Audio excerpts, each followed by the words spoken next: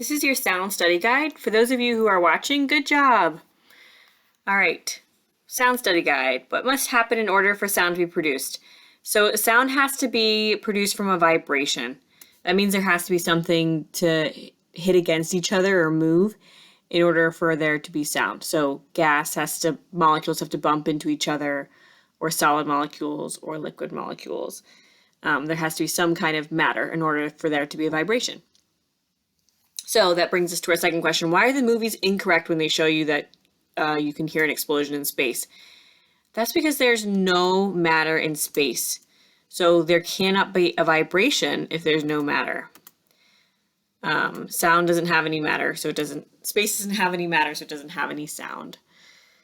As someone in my class says, in space, no one can hear you scream. And that is true because there's no matter. Okay, so how does sound travel to our ears then? It travels through a medium, so through matter, solid, liquid, or gas, by molecules vibrating. So let's say that someone screams across the room, that vibration in their vocal cords travels through the air, and all the air molecules, gas molecules vibrate until they reach my ears. What kind of wave is a sound wave? A sound wave is a compression wave.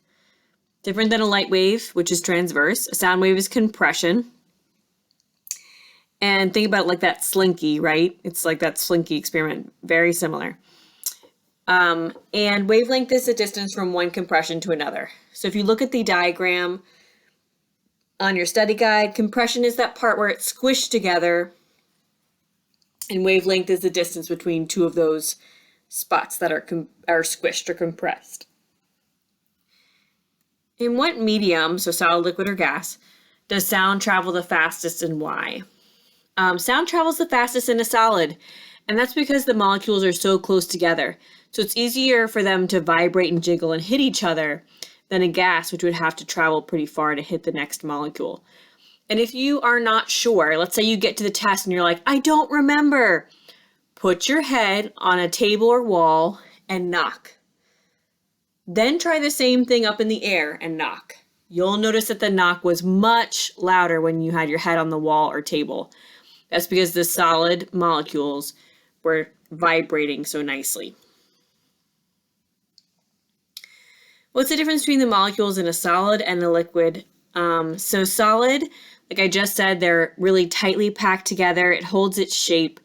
A liquid, it's more free-flowing. They move a little bit faster and a little bit more. They're spread apart.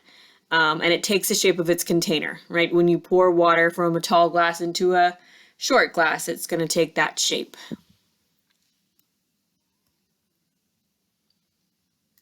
What is the difference between volume and pitch? So we were talking about this in class the other day. Volume is how loud or quiet something is. So I can have a high pitch that's loud, or I can have a high pitch that's quiet. The pitch has not changed. The note that I'm playing has not changed, but the volume, how loud or quiet it is, has changed. And the pitch is how high or low something is, right? So high pitched, the sound travels fast. Low pitch, the sound travels in slow waves. So that brings us to frequency. Frequency is how many wavelengths pass in a certain amount of time. And our higher frequency is our higher pitch. I like to think about a mouse, and how a mouse kind of makes this high little like squeak, squeak, squeak, squeak, squeak, high pitched, right? And mice move really, really fast. They have tiny little scurrying feet that go and really, really scurry fast and move fast. So they have a high frequency. They have high energy. They're moving really, really fast. And they have a high pitch to their little squeak, squeak, squeak. That's opposite of, let's say, a giant who's going fee, fi, fo, fum, right? Giants move slowly because they have a lot of body to move around, and they have a low, low voice. Or you can think like an elephant, right? Any of those kind of things. So the higher your pitch, the higher your frequency. The lower your pitch, the lower your frequency. Which is faster, sound or light? Light moves faster than sound. So that's why you see lightning before you hear thunder. And remember, if you're having trouble remembering, sing the song, right? Lightning, then the thunder. And that tells you literally, I'm seeing lightning and then I'm hearing thunder. Because light is faster than sound. And you might have heard faster than the speed of light, right? They say that for a reason, because light is so fast. So different instruments have different pitches, and you can make different pitches on the same instrument, right? So if I have a shorter instrument, let's look at this little piccolo compared to that flute. The piccolo is the tiny black one in the picture, and the flute is the silver one. The shorter the instrument is going to be, the higher the pitch. So that little piccolo makes a high-pitched little noise, and that flute, which is longer, makes a lower-pitched noise. Same thing with stringed instruments.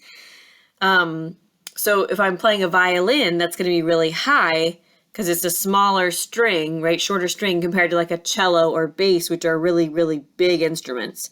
They're going to have a lower pitch to them.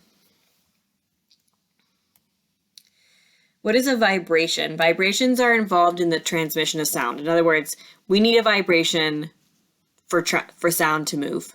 That's why there's no sound in space, because there's no matter to vibrate.